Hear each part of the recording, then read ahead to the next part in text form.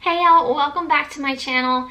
First, let me just start off by saying I apologize for not having a video up this past Friday. I knew what I wanted to put up there for y'all next, and I just wasn't quite ready to do it. I was still trying to get all my ducks in a row, just so I can make it as perfect for y'all as I possibly could. And I didn't really know how I wanted to go about it, which leads into today's video, being the first video of my top 5 books that I've read in the year of 2019. I'm gonna have like 3 different categories for my top 5 with some honorable mentions, because there was just a lot of books that I had to go through and like really think about. And that's sort of what I did last week on my downtime, was just think about what books I wanted on this list, what books I wanted as far as like my top 5, and what did I want to mention in the video. Even though it didn't make my top 5, it doesn't mean that I didn't love it. So it just took me a little bit longer than expected, but to make it up, this week I will be posting 3 videos this week. The first one being today, Tuesday, which will be my top 5 thrillers.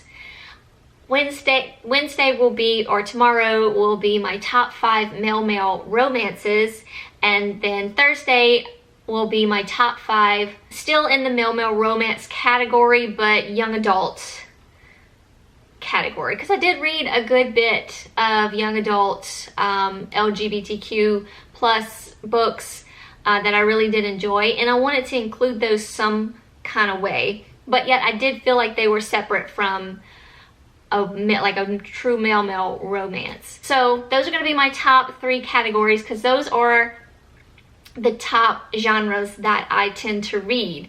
So in the year of 2019, I read a total of 92 books. 48 of those books were mystery, thriller, psychological thriller, horror, cozy mystery.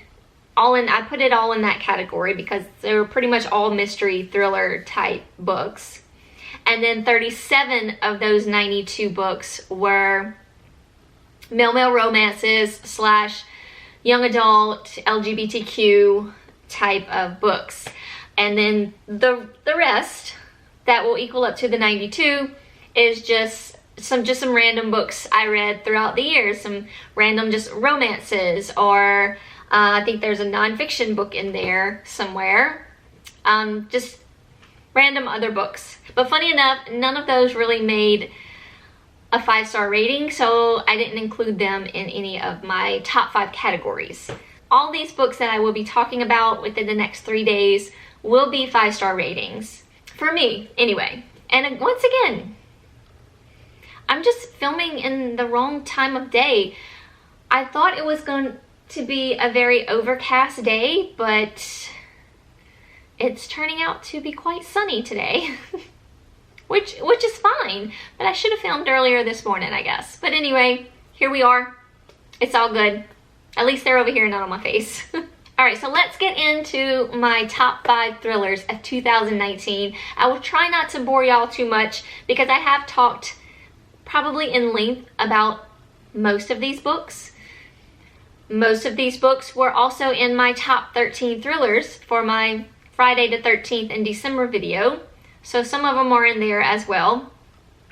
But this is my top 5, my true top 5 books that I felt that I just truly loved in 2019. I do have 4 books that I want to mention as just honorable mentions, because I loved those as well. They received 5-star ratings from me, and I just felt like I wanted to mention those in this video. So I'll go ahead and talk about those first. So the first one I'm going to mention is Sometimes I Lie by Alice Feeney. I loved this book. We follow Amber, who had a horrible accident that led her to be paralyzed in a hospital in like an unconscious state. She can hear and pretty much feel everything that's going around her, but she cannot get her body to respond or wake up or anything like that. So she's just like in this paralyzed state where she can't communicate at all. So we get her story while she's in this state, which I found like just so interesting. And then we also get her story of what all the actions that led up to the accident that had happened. So of course you don't really know what happens in the beginning. Like I said, her story leads into where she's at now. And you also get some diary entries from a young girl. We don't quite know who this young girl is. We assume it's Amber, but we don't know. But anyway, those are all the 3 characters, or not characters, because I feel like we're basically only following one character, but we're following like these different time frames. And it was just so good leading up to like what happened to Alice and Alice. I keep wanting to call her Alice, I guess because Alice Feeney. And the whole like her falling reminds me of Alice in Wonderland. Am I the only one here? That I can't, every time I look at this book, I can't help but think of Alice. Like that's Alice falling. I don't know. Anyway, her name is Amber. And she's also trying to remember, as she's in like this paralyzed state, she's trying to remember what happened to her. Her husband comes in to visit her, her sister comes in to visit her, and she has like a very haunting feeling that those 2 people had something to do with the reason why she is in the state that she is in now. She doesn't know if she can trust them. She doesn't know who she can trust. Very good book. Just wanted to mention it. If you haven't read it, I highly recommend it. I listened to this on audio as well. One thing I do want to do for the year of 2020 is just keep a better record of how I'm reading my books. I wasn't doing that on Goodreads. I wasn't like choosing the right format. I was just like, oh yeah, there it is. Sometimes I lie. So that, I wasn't like going through and being like, I listened to this on audio, or I read the hardback, or I read the paperback. I wasn't doing that. I'm gonna try to do better with that this year so I can know. I just want, for my sake, my nerdy little heart just wants to know the comparison between how many audiobooks I listen to versus what I actually read. And I know I listen to way more than I actually read, but I just want to know that. But anyway, I did listen to Sometimes I Lie, great narration as well. Next up, I've talked about this before, Sweet Pea by C.J. Scoose. I've talked about this a numerous amount of times. I think this book is funny, quirky, different. I just really enjoyed it, and I've seen mixed reviews. Some people like it, some people don't. I just personally really enjoyed it. I liked getting the killer's point of view, I guess. I've never really read from the killer's point of view that I know of. Maybe 1 or 2 other times, but, well, of course, duh. But I really enjoyed this character. So we follow Rhiannon, who is our killer, our murderer. I don't know what you would call her. She is our villain, I guess. But she's just your average young girl, just trying to make it in the world. But yet she just wants to kill these random people that piss her off, basically.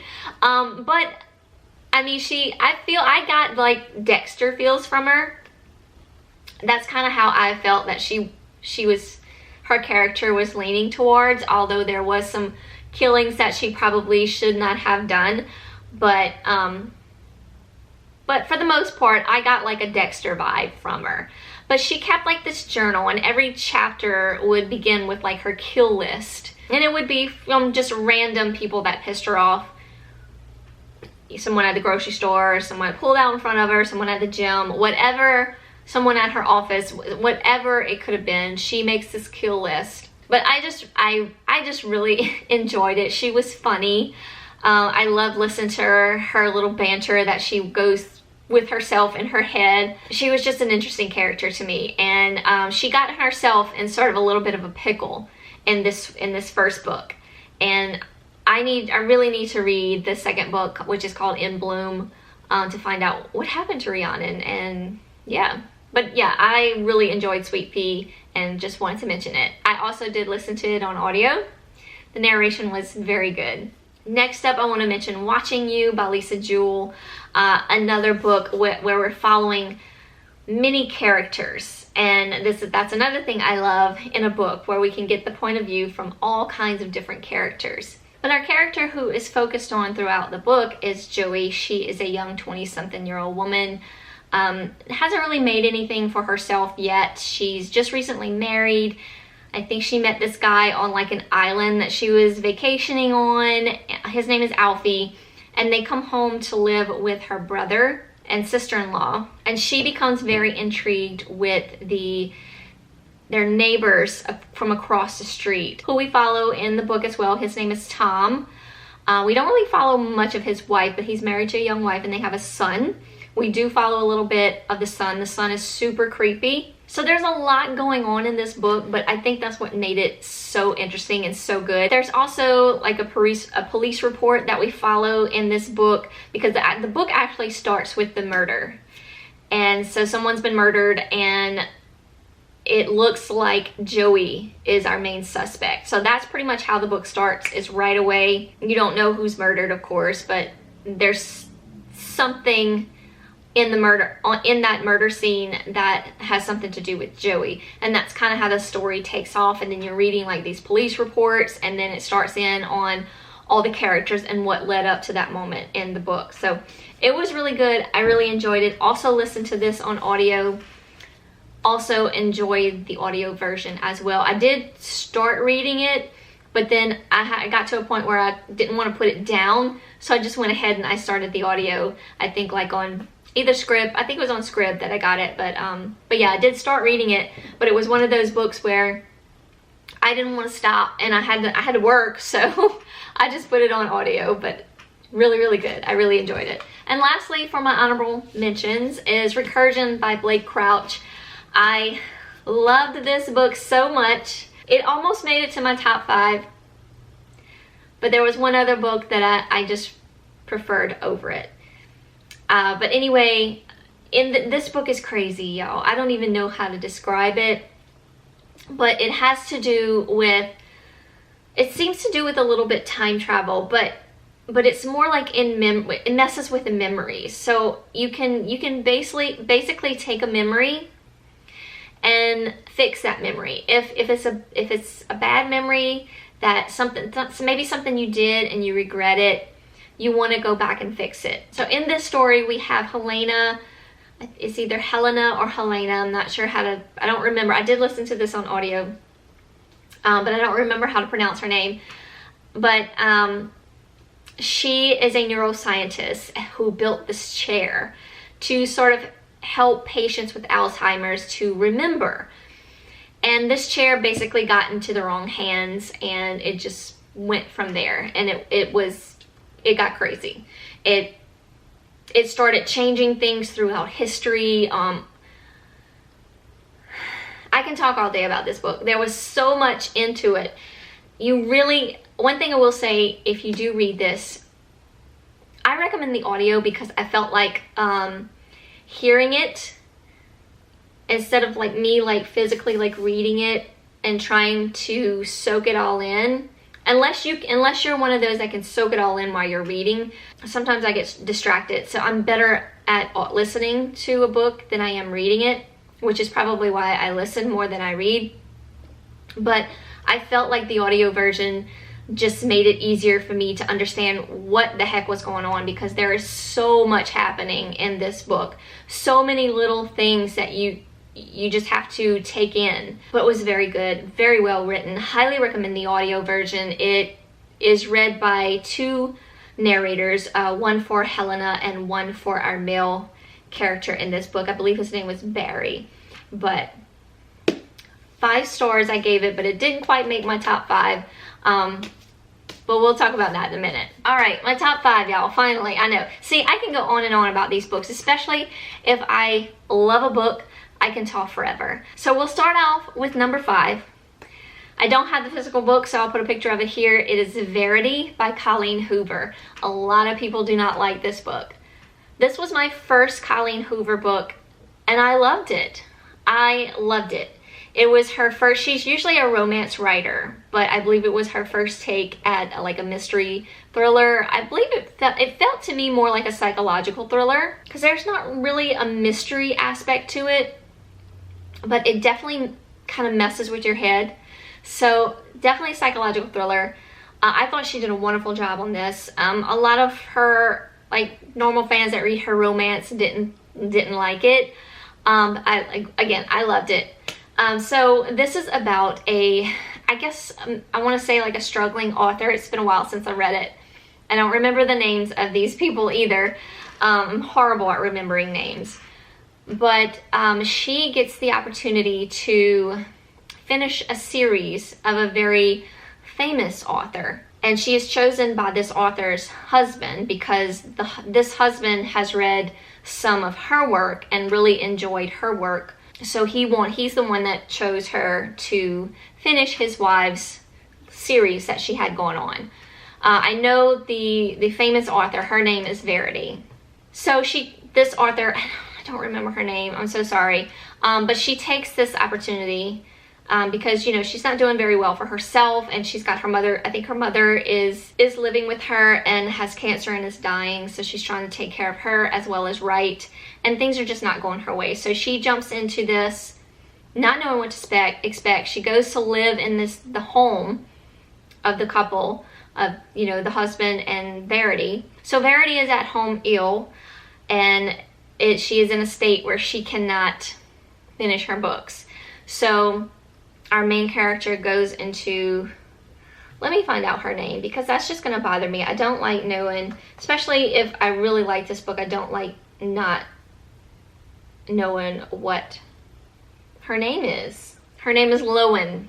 It's a different name. I can see where I wouldn't remember that. But Lowen goes into the home of Verity and her husband, and she just dives into Verity's work. So she goes into her office and pulls out all her stuff, you know, to try to see her writing style and actually what is this series about, you know. I think she tries to binge listen to the series on her way to the home or whatever. She finds an autobiography that Verity has started writing on herself, and it is a very shocking autobiography.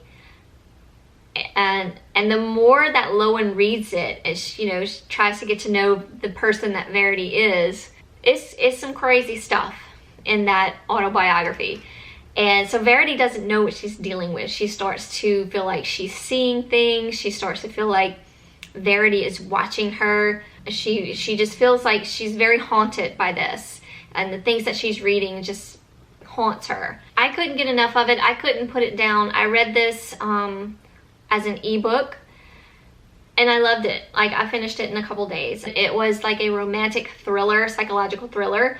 Did have a little bit of a romance in there. I mean, it's Colleen Hoover, so of course there's going to be some romance in there. I have not read anything else of hers since, but I really would like to pick up maybe one of her popular romances and check it out. So if there's anything you recommend by Colleen Hoover for me to read, please put it down below because I'm ready. I'm ready to jump in. So number 4 on my top 5 is Dark Matter. So I felt like I had to choose between Recursion and Dark Matter. I love them both, just on different levels. And I felt like this one was the best out of the two, even though I did love Recursion. I did. And a lot of people say that they didn't like it as much as Dark Matter, which I get. I totally get. I don't want to say that I like Dark Matter more. It's just they're on different levels. To me, it's totally different. But anyway, Dark Matter by Blake Crouch is my number 4. And this one does have more to do with time travel. I don't know if I mentioned, but these two are like sci-fi thrillers. Recursion and Dark Matter are sci-fi thrillers. I was skeptical about picking this up because it was considered sci-fi. I'm not a sci-fi reader. My light is shining on the book.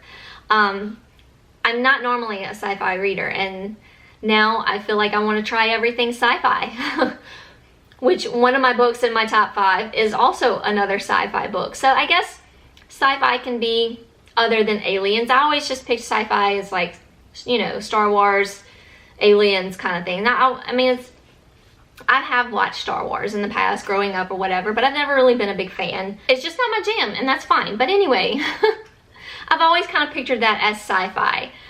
I did not know that sci-fi can be something like this, and I absolutely loved it. So Jason is our main character in this book, and he made a choice 15 years ago on what path he was going to take.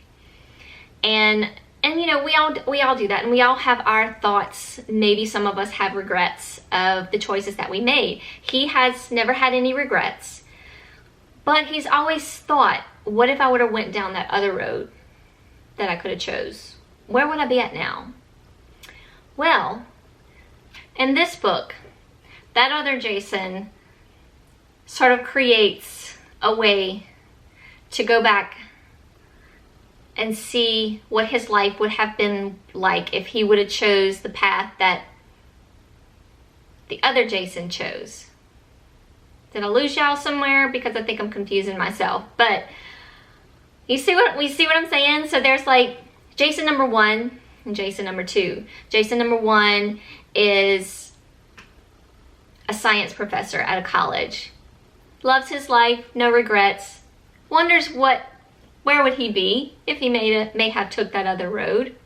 Then we have Jason number 2, who did take that road, but he wants to know what Jason number 1 is up to. So he builds like this box so he can go see if that other life is better and take it over. It's insane. Insane. I absolutely loved it. I know I've talked about this. I don't want to like dive too much into it because I can just, again, talk on and on about this story and probably give you too much information. But if you're skeptical about sci-fi, or you don't know where to start with sci-fi, maybe, start here. Start with Dark Matter by Blake Crouch. I definitely consider Recursion as well. It is the better one out of the two, I guess. If I had to pick, which I did, this is my number 4 of my top 5. Coming in at number 3 is Lock Every Door by Riley Sager. Riley Sager. This is my first Riley Sager book that I've read. I have some other ones on my TBR shelf that I would love to get to this year. But I love this so much. It was creepy, it was haunting, it had a touch of horror in it, I feel. And I'm not a big horror reader. I would love to be. That's one thing that I would like to do in 2020 is maybe read more horror. But this sort of has a little bit of it. But oh, it was just so good. So we have this very lavish hotel called the Bartholomew in New York City. We also have a young girl named Jules who is a little down on her luck at the moment. Her boyfriend left her. She's out of an apartment. She runs across this ad for, I believe it's an ad, to basically apartment sit and at the Bartholomew for an extreme amount of money. So she's like, what have I got to lose? So she goes check it out. There are rules, there are different things that she's gonna have to follow, but she's like, you know what? I don't care, it's a lot of money, I need it, I'm gonna do it. But all these rules are crazy. She's not really supposed to like befriend anyone in the apartment building. She needs to keep to herself. She can't have anyone over. Things like that she just finds crazy, but she's just like, whatever, I have to do it. I have there's no other option for me at this moment. But while she is there, she does sort of befriend another apartment sitter and quickly learns there is definitely something going down at the Bartholomew and she's gonna get to the bottom of it. So she does start talking to other people there in the apartment building, and it does have some famous people there. There's a doctor there that she talks to. There's, I think, an older actress, or no, a writer that she sort of befriends. And then some of the other apartment sitters start to go missing. And she just tries to get down to the bottom of it. And in the beginning of the book, it starts off where she is actually it seems like she's in a hospital. and she has just woken up from being hit by a car. So we have her story from current time, like telling her story of what happened, and then we have the story, you know, of how she got to where she is in the hospital bed. But then it goes on from there. Once the past catches up to the present, it sort of expands and it kind of explodes. I loved it. This is my number 3 of my top 5. Coming in strong at number 2 is The One by John Mars. Another sci-fi. If you want to start with somewhere with sci-fi and you don't think you're gonna like anything like Dark Matter, maybe The One is for you. This is another sci-fi thriller. Oh my gosh, I love this book. I have another John Mars book just waiting for me. Cannot wait to get to it. But in this one, we have like a online dating app sort of thing. Except this one is, it is said that you are going to meet your soulmate. So what they do is take your DNA, like a blood test, and they match you according to your DNA with someone else, and that's going to be your soulmate. That is the one that you're going to end up with. So we follow like 5 people that have done this DNA test, and all their stories are crazy. Andy, her husband left her for the one for his match.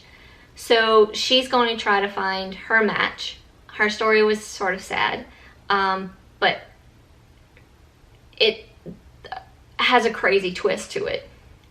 Christopher, who is a serial killer. I mean, come on. Then we have Jade. She just wants to do the match. She just wants to find her soulmate, and she's just ready to venture out wherever she has to go to meet him. And she actually does. She goes out to meet him, and things aren't exactly as they seem in her situation. And then we have Nick, who is actually engaged, and his fiance wants to take this test to make sure they are compatible. And his match is very, very interesting. He's my favorite story. And then our last character we follow is Elsie, or Ellie. Is it Ellie? I always get her name mixed up. It's Ellie. She has quite an interesting story. You definitely want to pay attention to her story. It doesn't start off that well, but it gets better. I loved it. I loved following all these different 5 characters and their stories and what was going on. It was so good. Highly, highly recommend. I listened to this on audio. I also listened to Lock Every Door on Audible audio, which was phenomenal. Dark Matter as well, phenomenal audio. The One had a full cast, so every character, all 5 characters, had a voice. Phenomenal. Number 1 thriller of 2019. The Turn of the Key by Ruth Ware. Loved every minute of this book. The narration, I also listened to this. The narration was phenomenal, on point. Her voice was just so, it was haunting. It actually made the story even more haunting than it already is. So we have Rowan, who is a nanny, and she, in the beginning of the book, she is writing a letter to an attorney to take on her case because she has been accused of killing a child that was under her care, and she is saying she did not do it. And in order for this attorney to present her, she needs to know the full story. So you get her story through letters to her attorney. Loved it. So when she goes to this home, she gets hired to be the nanny for these kids. These kids are horrible kids. One of them's not there. She's older. She's off at school. But when she comes back, she's horrible to Rowan. The other 2 are manageable, but they're still horrible kids. The house is a like a renovated home made into a smart house. So it's an older home made into a smart home, which is creepy in itself. She hears things throughout the house. She feels like the house is turning against her. She doesn't quite know how to work the house. Things just go wrong all the time. But then we get to the ending, and the twists at the end, and what she had to do, why her, I can't say. I could go on and on about this book, but the end and the twist just got me at the end. I was like, what the, because it was, I felt for Rowan. I felt for her, and it just made me just love this book so much more than I was already enjoying it. And then you get to the end and you're like, what? Oh my God, I loved it. #1 thriller, mystery thriller, psychological thriller of 2019. So that is it, y'all. I know this is definitely a longer video than I wanted to make, but I love all these books. So that was basically a total of 9 books I talked about, but of course you saw my top 5. But I truly love all of these. I highly recommend them to you. Let me know if any of these were your favorites down below, or if not, what were your favorites. Maybe I'll want to check them out this year. But that's it, y'all. So I'll be back tomorrow with Mail Romances. Will be the next 2 days. We'll start off with Mail Romances, and then Thursday we'll have the young adult version, I guess. But as always, thank y'all so much for watching and sticking through with me in this video. I get really excited when I love a book, as you can probably tell. But anyway, I will see y'all tomorrow in another video of my top 5 favorites of the year. I'll have all the books as per usual listed down below if you want to go check them out. In fact, I'll have my Goodreads 2019 list of all the books I read in 2019 if you would like to go check those out as well, along of course with my social medias. All right, y'all. Thank y'all again, and I will see y'all tomorrow. Bye.